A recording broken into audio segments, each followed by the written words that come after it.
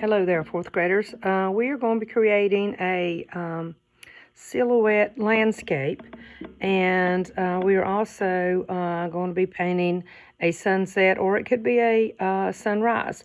I have already chosen to use warm colors to paint my paper, if you've got paint. If you don't have paint, that's fine. You could color it, but looks really good if you do watercolor. So what I have done, I've chosen my warm colors because I want a warm sky. If you choose to do cool colors, you remember cool colors. And so I've turned my paper horizontal and used my warm colors all the way across, about 4 fingers wide. So I've got my red sky. Then while it's wet, I come in with my orange, and it blends a little bit with the red, which makes it look more like an awesome sky. And then come down about 4 fingers, and I did my yellow, but I didn't go all the way down to the bottom of the paper, because when we cut out our silhouette paper to create a landscape, that'll give us a place to glue it down, especially if your painting is still wet. You can glue it here. Plus, when we put down our landscape, we need the top of the hill to be a little bit loose so we can get we're going to add some trees and houses and another object of our choice into our silhouette collage landscape. So I've already completed my sky, and so next, since it's a silhouette, it's going to be black, because if it's a sunrise or a sunset, if you've ever looked out and saw one of those, the sun is behind it, and so everything looks kind of shadowy and black. So what I've started with is a black piece of paper. I folded it like a hot dog, if you remember that, and cut it in half so we can start our hill. And the reason that I am using this paper is that it's the exact same size as my paper that I painted my sky, which that will make my hill fit in there really well. So with your half sheet, down the middle, I want you to draw a wavy line, just real loose. That means not a whole lot of waves. I've got like 2 waves in this one. After you draw that wavy line down the middle, let me go grab a pair of scissors, guys.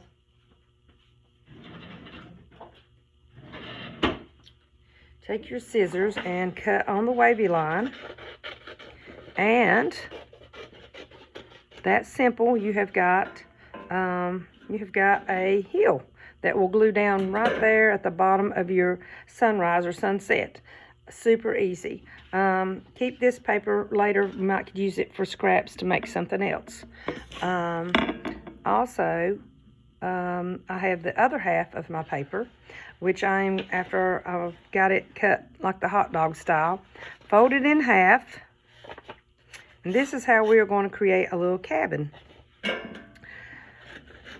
And what you'll do with this half, fold it twice, hamburger, then back like a book. Now, you've heard me say that before. And so now I'm going to cut on the fold line, and I have got 4 rectangles, one of which is going to be the bottom of your house. The other one we will cut diagonally to create a roof.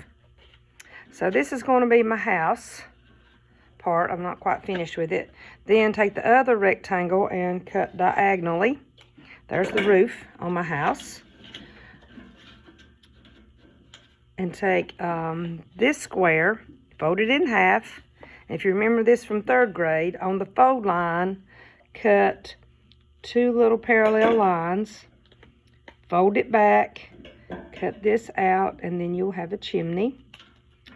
Hopefully we won't lose it. And it also makes a window in your house. So when you glue it down, glue down your hill, but leave this up a little bit so we can stick the house down in behind it, because it doesn't look right if you got a house sitting like that. It's got a little gap there. Or this way, it's got a little gap.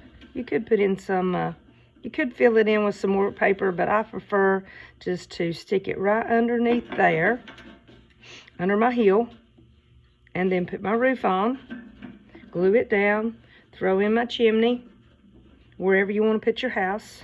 There's the start of my cabin. And I'm not going to glue mine down personally, but I'm just going to leave it laying there so you can see. It takes less time to show it to you. So after you do that, I need a little porch. So I'm going to measure, and it should be about this, should be about this high to put on the columns on my porch. So here would be my column for my porch. We can do front or back. I think it's going to fit better right there. Okay, yep. And I'm going to put some steps in it. I need to scoot that under a little bit. It's hard to do when it's not glued down. There we go. So what I would do with my leftover rectangle from cutting off the column, you're going to go, let's see, probably about in the middle of this paper, this leftover rectangle, and you're going to create steps. So you're going to snip forward and then turn it. Turn it back, snip forward, then turn it. And that's how you can make, actually you will be making 2 sets of steps. And in the classroom, we usually share those with our shoulder buddy, because one girl's going to have a set of steps and the other person's going to have a set of steps. So why not share them with someone? So this one's a little tall. All I'd have to do is cut it down, stick my steps in there. There we go. Try to. Then this one's a little tall. Just trim it. And you can put your steps in there. And try to slide it under there real easy. So there's my steps. You don't have to have front and back steps if you don't want it. That's fine. I just wanted to give you that option to do that. So now I've got my little cabin steps, porch. Could do a back porch column too, since I have an extra large ceiling or roof, I mean. So you decide if you want to put another one in. You do need to come up with a third object to put in your yard with the scraps that you have left over. I've had kids do clotheslines, because we're going to put a tree right here. They would do a clothesline from the house to the tree and actually cut out shapes of clothes and hang it on there. That was my favorite one. I've had kids do tombstones, turn this into a church, which was really cool. And then you had a graveyard. Then I've had a barrel of apples. I've had airplanes in the sky. I've had someone made theirs kind of like a ranch. They put a horse, which was pretty good for a 4th grader to draw a horse and actually cut it out and put it in there. That was really good. Flowers. Anything that you would want to put in your yard is fine. I only require that you have one thing other than your house and your tree in with your silhouette. And while I'm thinking of it, if you want to draw in a couple of V birds up in the sky, that's fine too. I'm going to create a split rail fence, or it could be a bench that you might be sitting on.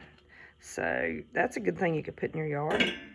So if I'm doing a split rail fence, I think I need to scoot my house over. Yeah, I need to scoot my house over. I'm not going to do it right now, but I think I need to, so I have enough room for my split rail fence and my tree. But I'm not going to move it over right now because mine's not glued down and it just takes too long. But I will put my little split rail fence right there and kind of go behind the hill, glue it down so it doesn't look like it's just floating in the air. So there's my split rail fence, and like I said, your third object can be anything. I've had some kids do hot air balloons in the sky, which was kind of neat. So you still got some leftover paper, and if you don't have any black paper, you know, if you want to use magazines that have some black, you know, color in it, and to make it a silhouette, just go through some magazines and maybe you can find enough black color in a magazine if you don't have any construction paper to do that. That's perfectly fine. I have no problem with that. So anyway, I'm gonna go back to my tree. And you might even find a tree already in a magazine that is a silhouette of a tree. You might could use that. All right, so I am creating my tree. I'm going to cut a curved line on and make a single strip for my tree. It's bigger at the bottom than it is toward the top. Then I'm going to cut a little V right here to get it started. So there's the start of my tree. Now, you have to piece it together And so get some tiny strips that you had left over and work that into your branches. It's going to, of course, be winter time because there's not going to be any leaves on this tree. And there's the start of my tree. I am not going to finish my tree. Needs a few more branches. And like I said, I did not glue mine down. And so there is your sunset, sunrise, silhouette, landscape. And also, since you're in 4th grade, I think I forgot to mention this. I know you guys study the 3 regions of North Carolina. And of course, we live in the Piedmont. And when we look out at the Piedmont area that we live in, we see a lot of rolling hills. So that's where I got this idea from, to connect with your social studies, hopefully. So I hope you enjoy this, and you guys, I will talk to you next time.